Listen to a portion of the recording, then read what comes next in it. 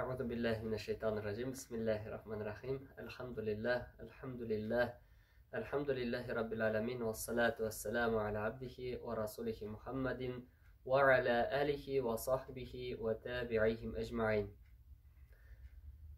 Peygamberimiz sallallahu aleyhi ve sellem'nin 10-cı peygamberlik yılın biz indi aytib ketdik, alimler аны кайгы yılı deb atыйлар.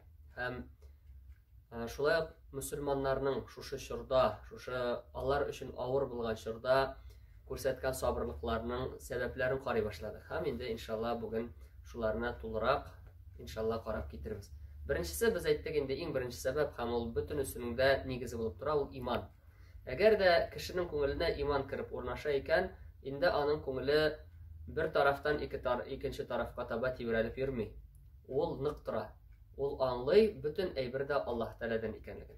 Шул сәбәпле аңа бу дөньяда килгән сынаулар ул аны дөрес итеп кабул итә. Ул аны җиңелрәк үткәрә. Икенче сәбәпне без әйттек инде, ул Пәйгамбәрбез саллаллаһу алейһи ва сәлләмнең мисалы дип.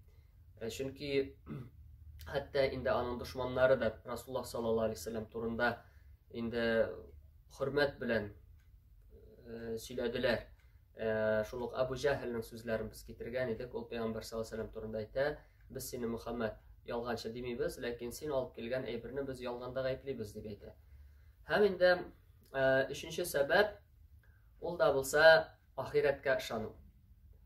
Чынлап та бу дөнья мәшәкатьләре ничек кенә әйтсәң дә, нинди генә зур кебек безгә күренсә дә, кыямәт көнендә безнең бөтенебезнең дә Аллаһ Тәгалә каршында басып торасыбыз бар. Һәм Аллаһ Раббыбыз Хаҗ сүрәсендә дә әйтә: "Син ул көнне кешеләрне исерек хәлдә күрерсең" ди. Ләкин алар ишү сәбәпле исерек булмаслар, Аллаһ Тәгаләнең газабыннан курку сәбәпле исерек булырлар. Бик күп сүрәләрдә Аллаһ Тәгалә кыямәт көнен тасвирлый. Без аны аңлап кына бетермибез. Без ул сүрәләрне яттан да беләбездер. Мисал өчен Аллаһ Тәгалә әйтә: "Ул көнне ди таулар тетелгән җон кебек очып йөрерләр" ди. Ул көнне күк ярылыр ди. Ул көнне йолдызлар коелыр дип Аллаһ Тәгалә китерә. Төрле аятларда төрлечә Аллаһ Тәгалә тасвирлый. Һәм Аллаһ Тәгалә әйтә: "Ул көнне ди күкрәк баласын, имезүче хатын баласыннан баш тартыр" ди. Һәм сабый бала шал чәчле булыр ди. Шул хәтле куркыныч әйберләр көтә. Шуңа күрә менә бу кыямәт көненә хисапка ышану ул кешегә бу дөньядагы сынауларны ничектер җиңелрәк итеп үткәреп җибәрергә булыша. Чөнки бу дөньяда нәрсә генә булса да, нинди генә масштабта булса да, нинди генә сынаулар булса да, ул әлбәттә кыямәт көненең вакыйгалары белән чагыштырып була торган түгел. Һәм икенче яклап караганда, Аллаһ Тәгалә бит инде Коръәндә бик күп җирләрдә әйтә, шул ук сабырларны сөендереп Аллаһ Тәгалә әйтә, мисал өчен дөреслектә сабырларга аларның әҗерләре хисапсыз бирелер дип әйтә. Аллаһ Тәгалә әйтә, дөреслектә Аллаһ Тәгалә сабырлар белән ди. Сабырлык качан була? Әгәр дә ул әҗергә, савапка өметләнә икән. Шул сәбәпле кеше инде сабырлык күрсәтә. Аннан соң инде мөселманнарның шушы сабырлыкларның башка сәбәпләрендә карап китсәк, әйтергә кирәк, ул Коръән. Шушы авыр вакытларда мугъҗиза булган Коръән иңеп тора. Һәм инде анда Аллаһ Тәгалә булган вакыйгаларны, электән булган вакыйгаларны тасвирлап бирә. Мисал өчен Пәйгамбәр саллаллаһу алейһи ва сәлләмнән шушы вакытта сорыйлар Юсуф алейһиссәлам турында. Ул бит кыссаларны Аллаһ Тәгалә булай гына китерми, ул зур хикмәт белән китерә. Чөнки әйтәләр, тарих ул кабатлана диләр. Ул кабатланып тора, кешеләр генә үзгәреп тора. Ул кешеләрнең халәте ул һәр даим шул булып калган. Шул ук мөэминнәр була, ихлас, инде зәгыйфрәк булган мөэминнәр була дип әйтик, инде мунафиклары да була, кафирләре дә була, бөтенесе дә була, һәр вакытта да. Һәм инде Аллаһ Тәгалә тасвирлый. Шул ук Юсуф алейһиссәлам турында. Ничек итеп ул төрледән төрле сынауларны үтте, әтисеннән дә аерылды, ничә еллар аерым торды, туганнарыннан аерылды, туганнарның хыянәтләрен дә кичерде. Һәм инде ахыр чиктә нәрсә булып бетте? Ахыр чиктә Юсуф алейһиссәлам җиңүче булып калды. Һәм туганнары аңа сәҗдә кылдылар, төштә күргәнчә. Һәм инде әйтергә кирәк, сәҗдә кылу ярыймы кешегә дип сорау туса, аларның шәригатендә бу рөхсәт ителә иде. Хөрмәт йөзеннән. Мисал өчен безнең шәригатыбызда без зурларны хөрмәтләп, без ике куллап күршәбез. Аларның шәригатендә, мисал өчен, алар сәҗдә кыла торган булганнар. Һәм инде Аллаһ Тәала бит инде менә шушында чагыштыру җибәрә. Юсуф алейхиссалам белән булган вакыйгалар, ул әлбәттә Мөхәммәд саллаллаһу алейхи вәсәлләм һәм аның кавеме белән булган мөгамәләләргә бик охшаш. Алар да аңа карата көнләшәләр, алар да аның белән көрәшәләр, ләкин ахыр чиктә Пәйгамбәрбез Мөхәммәд саллаллаһу алейхи вәсәлләм Юсуф алейхиссалам кебек инде җиңүче булып чыгачак. Һәм чынлап та шулай булып чыга. Юсуф алейхиссаламның сүзләрен Пәйгамбәр саллаллаһу алейхи вәсәлләм сезгә бүген инде бернинди дә ачу юктыр дип, шушы сүзләрне әйтә Мәккәне яулагач. Ләкин инде без аны алга таба ныграк карап китербез иншалла. Аннан соң Коръәндә Аллаһ Тәала мисал өчен Үрмәк сүрәсендә Раббыбыз Аллаһ Тәала әйтә: Алиф лам мим ди. Әллә кешеләр уйлыйлармы? Без иман китердек дигәч, алар калдырылырлар дип.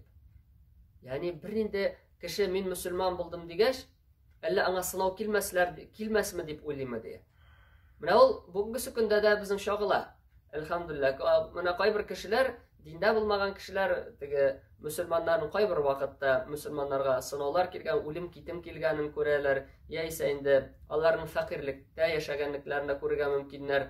Ягъни мөселманнарга килгән сынауларны карыйлар, әй ди булар дөрес булса, булар килмәс иде, мондый сынаулар килмәс иде дип уйлыйлар.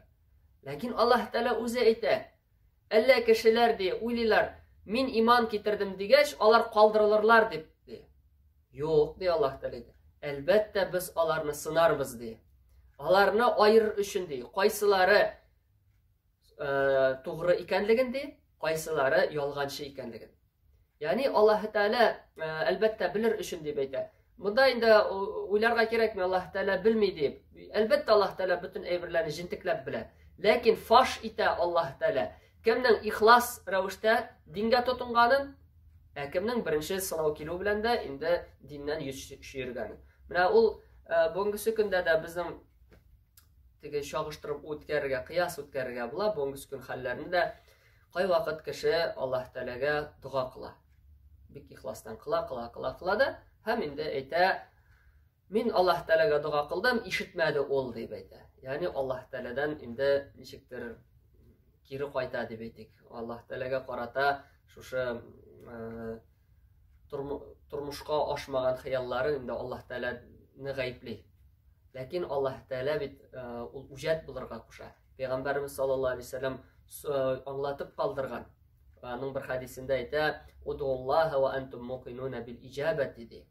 Аллаһ Тәаләгә дуга кылыгыз ди, аның кабул ителүенә, аңа җавап бирелүенә ныклы ышанган хәлдә ди. Һәм белегез ди, дөреслектә Аллаһ Тәалә җавап бирмидер ди, битараф булган, йөрәктән чыккан дугага ди. Бу аятларда һәм менә бу хадисларда Пәйгамбәр саллаллаһу алейхи вәсәлләм безгә инде күрсәтә Аллаһ Тәалә белән элемтәне төзүк тотырга кирәк икәнлеген. Һәм инде сынаулар әлбәттә киләчәк, ләкин инде ахыр чиктә барыбер мөселманнар җиңүче булып калачак. Аннан соң инде шушы вакытта сөйнү хәбәрләре дә килә иде. Мисал өчен Рум сүрәсе, Византия империясы белән булар бит христиан булалар. Ягъни христиан булгач, барыбер алар Аллаһ Тәаләдән ингән диндә булалар. Һәм инде Фарс империясы, булар инде утка табынучылар, мөшрикләр булалар. Алар арасында һәр даим сугышлар булып тора. Бер сугышта фарсылар җиңеп чыга. Һәм инде билгеле мөшрикләр сөенә, һәм инде мөселманнар көенә. Чөнки мөселманнарга якын булган христианнар җиңелде, һәм инде мөшрикләргә якын булган шушы фарсылар җиңеп чыкты. Ләкин Аллаһ Тәалә әйтә, Аллаһ Раббыбыз әйтә, инде дия җиңелделәр румлылар дия. Ләкин бидгай синин дия 3-тән 9 ел эчендә дия алар дия җиңеп чыгырлар буларны янәдән дия. Мөэминнәр сөенсен өчен дия. Аллаһ Тәалә алдан әйтә һәм нәкъ шулай Аллаһ Раббыбыз әйткәнчә була. Аннан соң инде Пәйгамбәрбез саллаллаһу алейхи вәсәлләм үзе дә сөендерә торган була. Әлбәттә дия мөселманнар җиңеп чыгачак. Пәйгамбәр саллаллаһу алейхи вәсәлләм битендә йөри торган була, шушы ярминкәләрдә ул аларга кешеләргә әйтә торган була, әйтегез шушы ла илаһа иллаллаһны ди, сезгә ди, гарәпләр дә буйсынырлар ди. Сезнең артыгыздан иярләр ди, һәм гарәп булмаганнар да сезнең артыгыздан иярләр дип шушылай дип сөендерә торган була. Сез әлбәттә ди иманга ныклап тотынган очракта üstә булырсыз дип Пәйгамбәр саллаллаһу алейһи ва сәллям әйтә торган. Һәм инде бу хәбәрләрне мөселманнар гына түгел, аларны инде мөшрикләр дә ишетә һәм аларның инде бөтенесе дә хәбәрдар булалар. Һәм менә шу сыйфатлар инде әлбәттә ул мөселманнарга сабыр итәргә бер сәбәп булып тора.